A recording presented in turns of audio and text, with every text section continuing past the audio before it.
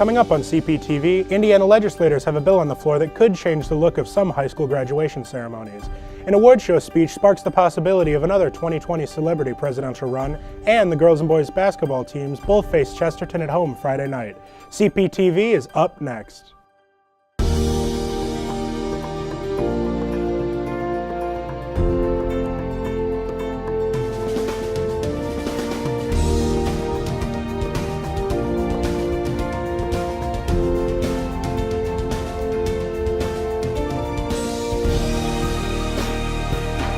Last Friday, the CP football team got another good weather this morning. This weekend, CPTV. Welcome to CPTV. Hi, I'm Ellie Lockhart. And I'm Ben Land. Welcome to CPTV. Zach Jones will have your 5-day weather forecast, and Ramsey Harkness will bring us CP Sports highlights. Here's what's happening at Crown Point High School. A proposed state law mandating students who serve in the military be allowed to wear their dress uniforms may be going into effect this coming July. The authors say the bill was written in response to the events that took place at Crown Point High School's 2017 graduation ceremony involving the long-standing capping gown policy. Here's CPTV's Evan Holland from the State House. During and after last year's graduation ceremony, Crown Point High School administration came under fire for enforcing a long-standing school corporation policy requiring a cap and gown to be worn by all graduates walking across the stage at graduation. District 11 House Representative Mike Aylesworth said the CPHS events led to his drafting of House Bill 1055. The bill would mandate all Indiana school districts to allow students serving in the military to wear their dress uniform at the respective graduation ceremonies. It should be good courtesy to all people that have been through basic training in the military. If they choose to walk in their uniform, I think that should be a privilege given to them. Last June, CPHS graduate Private Jacob Stanley came to the ceremony in his military uniform. CPHS administration informed him he would be required to wear his cap and gown, however he decided not to walk. To this day, CPHS administration stands by their decision, along with several local members of the military. The boss designates the uniform of the day. Nobody understands that better than the military. So whenever these basic trainee graduates come to the graduation and the principal says this is the school policy, that makes that the uniform of the day. If it becomes a law and you take that out of the school's hands, I just think it ought to be a school decision. Looking forward, the passing of House Bill 1055 could bring a change about for all Indiana high schools, and this, coupled with the demolition of longtime CPHS graduation ceremony host, Star Plaza, will make the ceremony very different for the class of 2018 and beyond. For CPTV, I'm Evan Holland. Following President Trump's victory in the 2016 presidential election, the door for celebrities to run for office seems to be more open than ever. In recent weeks, rumors of famed talk show host Oprah Winfrey trying her hand at politics have begun to surface. And she's not the only celebrity toying with the idea. Here's CPTV's Armando Bracco with more. That a new day is on the horizon. After Oprah's Golden Globe speech, it has sparked the interest of many on whether or not she might run for president in 2020. But this isn't the first time a celebrity has considered running for president, as Donald Trump, a celebrity himself, is currently president. But this isn't a new thing for celebrities to be running, as Ronald Reagan, a movie star, became president in the 1980s, and Arnold Schwarzenegger became governor of California in the early 2000s. I think with celebrities running for president, whether it does become a trend, honestly, I believe depends on whether or not Trump does a good job, which seems unlikely. While Oprah has gotten most of the attention, other celebrities have decided to announce that they're running for president in 2020, such as Kanye and Dwayne Johnson and Tom Hanks. As we talked a little bit about Oprah Winfrey, she's considering putting her hat in the ring. And in many ways, she would probably have a lot of outstanding qualities to be, in a sense, a president. But the one thing I would suggest out there for people to consider a little bit is probably many of the people that want her to run are also people, very understandably, angry with President Trump. Voters are going to have to consider whether or not celebrities will make good candidates.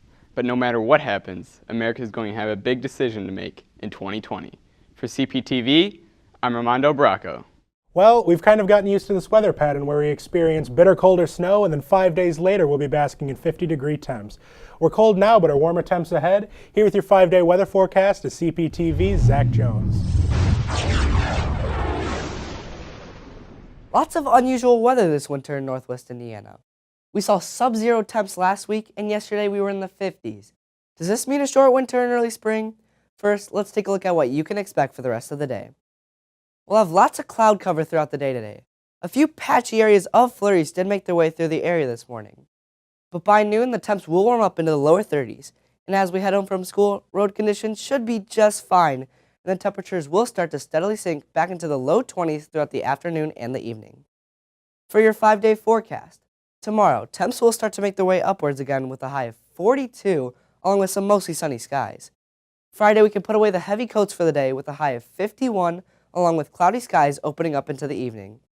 For your weekend, temps will start to dip again into the 40s on Saturday, along with a slight chance of thunderstorms and maybe even some flurries forming in the evening. On Sunday, colder yet with a high in 30s and more clouds moving into the area. We'll return to school on Monday with temps in the mid-30s, but with clear skies. That's your 5-day weather forecast. Have a great week. The boys and girls basketball team both faced tough Chesterton squads in the only back-to-back of the year. Ramsey Harkness will tell us if either team was able to take down the Trojans after this break. Hi, I'm Peter.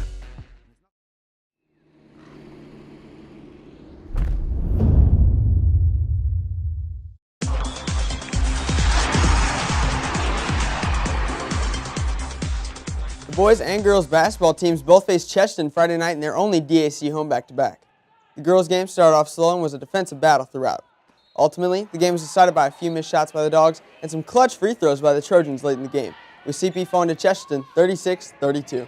They got us by all the little things. Like throughout the game, we made some turnovers, we missed some open layups, we didn't make some free throws, and that just really got to us at the end.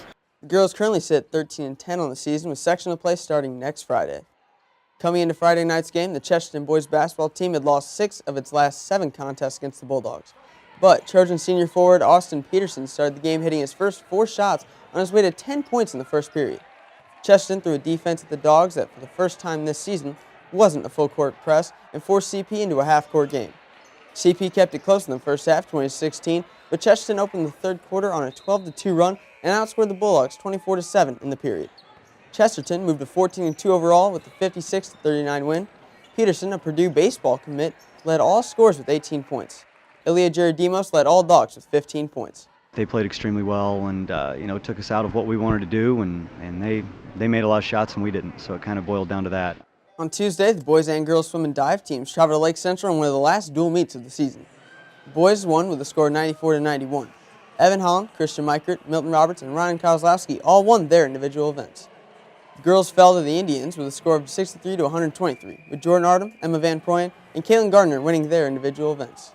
Overall, we had some good swims. We had some swims that we could improve on, but they're good building blocks for this road that we have coming up with DAC coming up in a couple weeks.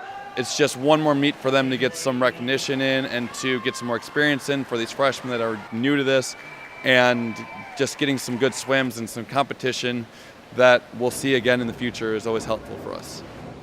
And that's it for sports. A new junior roller derby team has started up here in the region, and they're looking for young women to participate.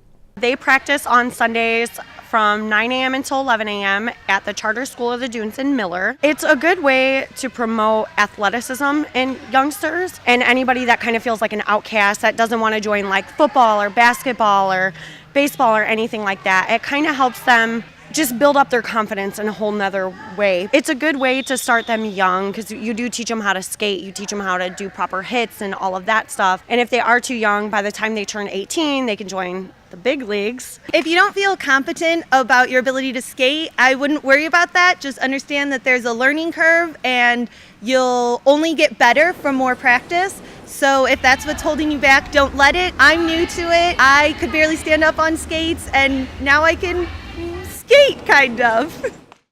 For more information, you can visit the Lake Effect Junior Roller Derby Facebook page. That is our news here for today. Thank you for being with us. If you're in a club, on a team, or participating in some type of extracurricular activity and would like us to promote your event, DM us on Twitter at Cptv Media. Remember, you can view all of our past episodes on cptvmedia.com. You can also follow us on Twitter at Cptv Media. For Zach Jones, Ramsey Harkness, and all of us here at CPTV, I'm Ellie Lockhart. And I'm Ben Lamb. We'll see you next time. Take care.